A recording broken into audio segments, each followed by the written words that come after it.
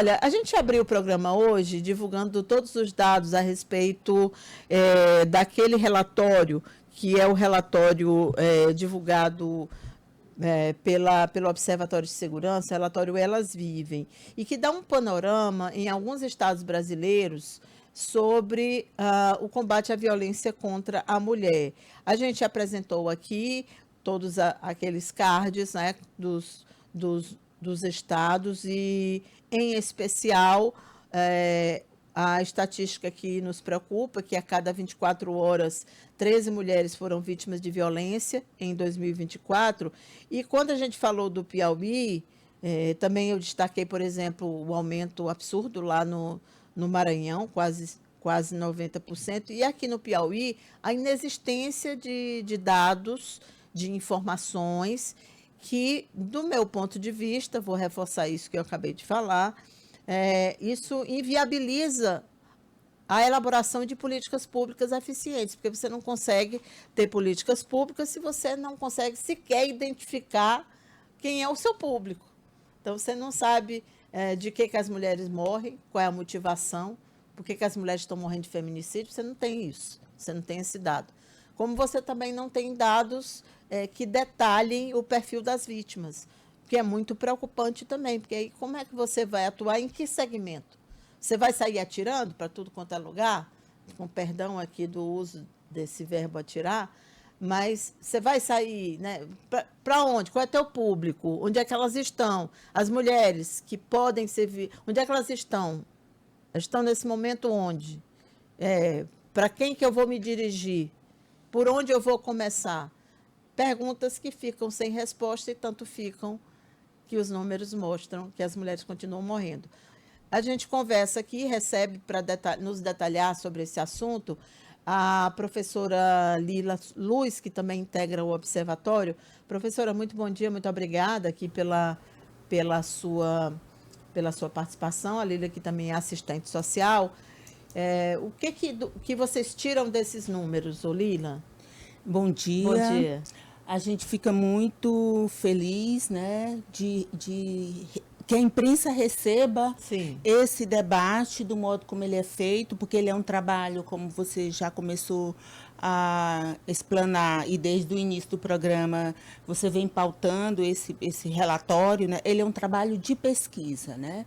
E sem pesquisa, de fato, a gente não consegue direcionar uma intervenção pública que incida diretamente na problemática que as mulheres ou qualquer segmento social possa estar enfrentando, né? Então, o Elas Vivem, a gente lança ele todo ano nesse mês de maio, né? E a gente acompanha, faz esse monitoramento. É um monitoramento feito por um núcleo de pesquisa da universidade, no NUPEC, do qual eu sou coordenadora, né? Então, é um trabalho de pesquisa, cidadã, não é uma pesquisa clássica, acadêmica clássica, é uma pesquisa cidadã. Então, a gente envolve a sociedade nessa pesquisa, e isso para nós é muito importante, muito caro, muito importante. Por quê? Porque ela foge esse controle, né, das institucionalidades, e ela vem do movimento social. Né? Porque a gente não acredita que política sem movimento social ela tenha toda a efetividade que precisa ter. Então, o que vem nos estranhando ao longo desse período que a gente está fazendo o monitoramento e produzindo o relatório Elas Vivem, é exatamente o crescimento da violência, com todo esse tempo que as políticas públicas contra a violência, as políticas públicas para as mulheres existem, né? Então, nos estranha muito que essa violência continue crescendo. E nos impacta mais ainda o crescimento do feminicídio, né? Sim. E a gente pode pensar várias hipóteses dentro dessa... pegando um pouco dessa fala que você coloca, né? Hipótese, por exemplo, sobre a efetividade dos serviços, né? A gente não pode negar que esse dado não só de existência do feminicídio, mas também de crescimento dele, expresse exatamente uma efetividade pouco incidente nessa problemática, né? Tem também, a gente pode levantar também, que nessa efetividade há uma distância entre a denúncia, né, e as providências. As mulheres denunciam e a gente pode ver, quando a gente olha os casos, né? Demora nas medidas protetivas. Quando a gente avalia os casos, além de demorar nas medidas protetivas, também demora, também existe casos que as mulheres estão em medidas protetivas e elas não e são mortas do mesmo jeito. Do mesmo jeito. Porque então, não são eficientes. Então, né? As medidas protetivas não são eficientes. Eu lembro de um caso, desculpa te interromper, pela data, porque ela morreu no Dia dos Namorados, e também porque eu moro bem próximo de lá, e eu passei muito, muito próximo do horário. Ela tinha uma medida protetiva, mas neste dia o policial que a acompanhava não estava. Ela morreu na frente de uma loja na Homero Castelo Branco. Você lembra desse caso? Lembro. No dia 12 de junho. Lembro. E me chocou. Tudo me chocou naquele caso. Primeiro isso, a medida protetiva existia, mas naquele dia, naquela data, me parece que ela tinha dispensado. Eu acho que isso é inerente. A mulher não pode dispensar de maneira nenhuma. Eu acho que a medida tem que ser, nesse ponto, ela tem que ser impositiva. Não pode, não quer, mas tem que ter, porque isso aqui é obrigação do Estado. E a outra é que, rapidamente, a loja reabriu. Isso me chocou demais. Depois que ela morreu, limparam ali o sangue, depois que a perícia fez, e a loja reabriu. Isso me chocou muito. Então, esse feminicídio em especial me choca demais. Não foi esse ano passado, não, mas eu nunca esqueci. E você está falando de um aspecto importante do feminicídio, que é a naturalização da violência. Naturalização, exatamente. É um fato que nos dá, que faz crescer o feminicídio, porque naturaliza tanta violência, a gente vai se acostumando com a violência. Países muito violentos, que estudam muito, por exemplo, como o México, né, que tem uma incidência muito grande de violência. Alguns estudos têm mostrado que essa naturalização, a gente vai tornando comum isso, e isso é também um aspecto cultural que incide no aumento, no crescimento do feminicídio, né? Então, a gente precisa pensar, né, na efetividade das políticas. A gente não pode... a gente tem abandonado, enquanto sociedade, os espaços de controle social, né? Os conselhos, né? As políticas ficam muito mais sobre a guarda dos gestores do que da sociedade. E essa política de enfrentamento do feminicídio, da violência, ou política de acolhimento, de atenção às mulheres, de um modo geral, quando a violência ocorre, isso é simbolicamente significativo, porque evidencia que as outras políticas não funcionaram. Entendeu? Verdade. Não há funcionamento. Então, é preciso que a gente pense um pouco sobre isso, né, para esse enfrentamento. E a gente, no Elas Vivem, né, a gente vem pautando esse debate, né, porque a gente não tinha nem o debate do feminicídio em Teresina, no Piauí. É a gente que inaugurou esse debate. E aí, assim, eu vou reiterar também o que eu falei. Por que é tão importante ter os dados? Porque eu fixei muito nisso. Uhum. Porque você não consegue... Não tem como você... Você tem um universo, tem mais mulheres do que homens, né, estatisticamente. Por onde você vai começar? Sua política pública de combate à violência contra a mulher, ela é para quem? Como é que ela começa? Ela se resume à punição? Ela se resume a prender o feminicida e a julgá-lo? É só isso?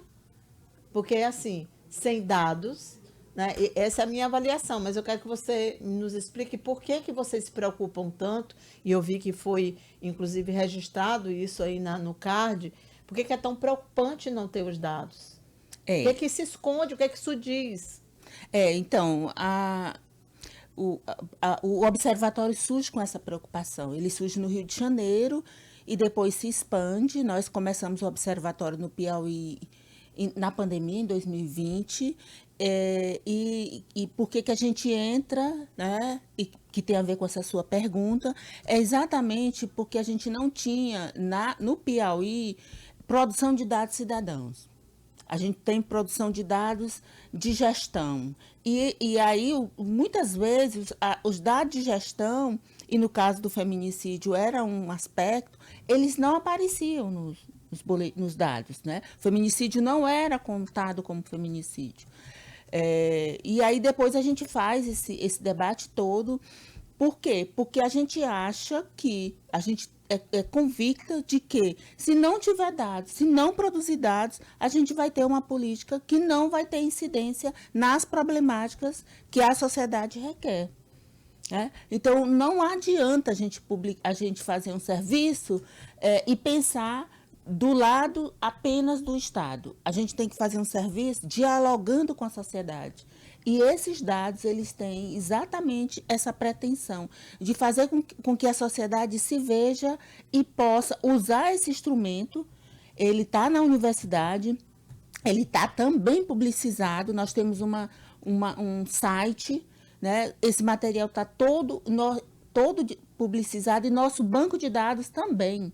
Né? Porque a gente acha importante que a universidade saia dos seus muros. Sim, claro. Porque é uma realidade está sendo uma realidade cada vez mais difícil dentro do produtivismo que nós estamos submetidos, mas a gente faz esse exercício todo dia de fazer o monitoramento da violência no Piauí. Então, sem isso, a gente não consegue ter políticas públicas efetivas. É verdade. E ainda tem mais um aspecto que eu acho que é muito importante, que você coloca, que é a questão da punição. Os homens precisam ser cuidados. Olha, tem um ouvinte que acabou de dizer assim, o Onildo Filho disse o seguinte: as ações contra o feminicídio não chegam em quem realmente deveriam chegar, que são os homens. Precisamos envolvê-los, ele diz aqui. Exatamente. E esse é um dos aspectos que a gente levanta nas nossas entrevistas. Os homens precisam ser cuidados, porque eles precisam entender que as mulheres não são um brinquedinho, um objeto de controle remoto deles. Né? Esse é um processo educativo. Então, esse processo precisa ser educativo. Mas não só. O judiciário precisa ter mais atenção também aos casos de feminicídio. Não dá para a gente entender que uma mulher fez uma denúncia, esse processo está no judiciário e depois ela morre. E aí? Por que morreu sob a tutela do Estado? Porque o processo estava sob a tutela do Estado. Ainda tem outra coisa, né, Lila? Antes de morrer, quase sempre, o homem, de alguma forma, já foi denunciado. Ela já fez algum boletim de ocorrência.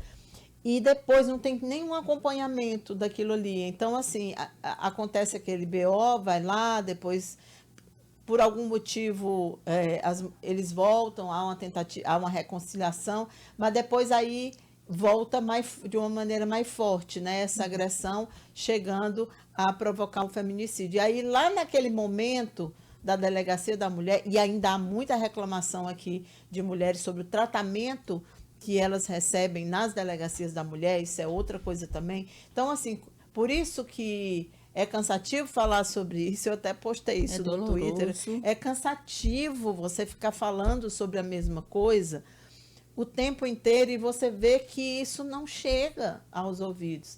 Porque eu não sei vocês, mas em mim, que sou uma ativista disso, né? Desse tema, cansa, tem uma hora que você assim dá vontade de desistir. Imagine vocês que são voluntários. Vocês não precisavam estar fazendo isso. Vocês estão fazendo uma atividade que não tem nem a ver, assim, vocês não ganham para isso. Exatamente. Esse voluntariado, mas que é tão útil, é tão importante para a sociedade, né? Eu acho que realmente é muito cansativo e talvez a resposta para isso tenha que vir da própria sociedade. As escolas talvez devessem entrar em contato, o observatório ir direto nas escolas, não esperar mais do poder público. Eu acho que quando isso acontecer, Lila, talvez a gente tenha alguma mudança?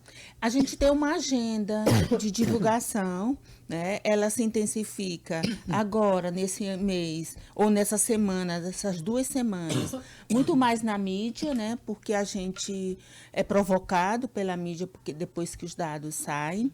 Mas a gente tem uma agenda também em escolas. A gente faz escola, faz roda de conversa nos bairros, a gente faz... entrega o relatório em alguns locais. Então, a gente faz na universidade também, que é nosso espaço de conversa, né? Na universidade você tem um público masculino que vai também trabalhar, né, nessa área. Então, a gente faz essa agenda e daqui durante 2 meses a gente está produzindo o debate sobre isso, né? Mas isso é pouco. Verdade. Eu acho que isso ainda é pouco. Porque é importante, é significativo, mas é pouco. Porque nós precisamos ter política. Uma mulher não vai sair da condição de vítima se ela não tiver como se manter. E muitas vezes não é dependência só emocional, é dependência financeira. É sobrevivência, inclusive. É sobrevivência. Né? Não dá para julgar nenhuma mulher que aceite ficar num ambiente em que ela é agredida. Não principalmente dá. se ela tem filhos, ela faz porque ela tem medo, porque é difícil ser sozinha. Gente, não é fácil. Mesmo que você tenha trabalho, que você é um peso muito grande, a sociedade te bota uma cangalha nas suas costas, e para você carregar isso, você tem que ter muito sangue no olho. Não é fácil, é muito difícil. É muito difícil. E a vida não está ficando melhor. Não. E geralmente se diz que a dependência é emocional. Não, ela faz porque ela quer. Ela faz porque ela gosta de apanhar. Esse senso comum informa muito isso. E nós sabemos que não é só isso. Verdade. Ainda tem algumas coisas, Lila, que estão surgindo, que é o seguinte: essa semana, por coincidência, foram 2 casos.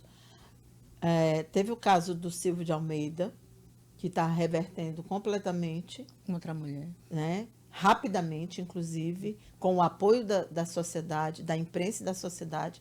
E teve o caso de um dos sócios do Itaú, não sei se você acompanhou, houve uma separação bem ruidosa, ele era casado com uma influencer, e a primeira ação, isso está na reportagem, orientado pelo advogado, ele foi à polícia fazer um boletim de ocorrência contra a esposa, um boletim preventivo, dizendo que havia sido agredido por ela, para que ela não tomasse a primeira. Então, está existindo isso, e eu acho que isso vai ser, assim, uma avalanche numa sociedade conservadora como o Brasil, porque também entrevistamos aqui uma advogada que está se especializando em direito dos homens. Mulher. 3 casos na mesma semana. A gente entrevistou a Fernanda Abreu, que faz o trabalho dela, é uma advogada, mas o que eu pude perceber é que isso é de fato uma tendência. E me preocupa não o fato dos homens não terem o direito de se defender, porque precisam, mas disso virar uma onda. Exatamente. Contra a Lei Maria da Penha. Eu temo por isso. Porque as mulheres nunca... A pauta das mulheres, em geral, na sociedade brasileira, ela é ou invisibilizada ou secundarizada, em todos os aspectos. Seja nessa área da violência, seja na área da política econômica, né? Ela é uma pauta invisibilizada pelos governos. E isso tem na área da política clássica, né? As mulheres são minorias nas decisões. A gente tem feito muito debate sobre isso, mas ainda é. E isso é preocupante de fato, porque são pessoas que simbolizam um status social, né? Um homem negro, que tem uma trajetória na discussão dos direitos humanos, e que, num primeiro momento que ele é denunciado, que não é a primeira vez, né? Pelo menos se diz que não é. Sim. Ele volta fortalecido, ele produziu um texto sobre isso, né? Tá aí na mídia. Ele volta fortalecido e a intenção é reverter a denúncia que a mulher fez, né? Então, é muito preocupante. Por quê? Porque a gente não avançou nas políticas protetivas e nem nas políticas preventivas para as mulheres, que é a maioria da população brasileira. É verdade. Lila, muito obrigada aqui pela entrevista. Mais uma vez, parabéns pelo trabalho, todo o observatório. E tem um ouvinte também colaborando aqui, dizendo que viu algo sobre o tema, que é isso que a gente está falando, de tentar mexer na Lei Maria da Penha. Ela disse que essa lei daria o direito às mulheres, com medidas protetivas, o uso de armas. O que você acha disso? Eu acho que não resolve. Não resolve. Não, a gente não, as mulheres não querem se armar para se defender. Gente, pelo amor de Deus, elas querem que o Estado considerem as demandas delas e as defendam, porque nós pagamos imposto, nós trabalhamos, nós somos a maioria da população brasileira. Nós não queremos nos armar, porque estou falando pelas mulheres. Não, aqui. E outra coisa, né? Imagina, toda mulher que sofre uma agressão tem uma arma. E a gente vai sabe. terminar em morte. E a gente muitas sabe. mortes. Crianças que vão estar na sala. Eu acho que não é por aí. Eu não acho que seja aí na repressão. É antes, é bem antes, né? O caminho antes. É tão anterior, porque a gente, por exemplo, tem visto ultimamente que os feminicídios têm sido feitos na presença dos filhos. É demais. Né? Que é 94% do... Eu dei esse dado aqui, gente. 94% dos casos de feminicídios, 94% das agressões contra mulheres no Brasil são feitas diante de testemunha. Foi até o dado que eu usei para confrontar a advogada. Eu disse, olha, então vamos supor que os 6% não tinha testemunha, vamos supor que era invenção da mulher. É 6%, 6%. E isso nem é real, porque o fato de não ter testemunha não quer dizer necessariamente que tenha acontecido. Obrigada, Lília. Temos que ir para o intervalo. Muito obrigada.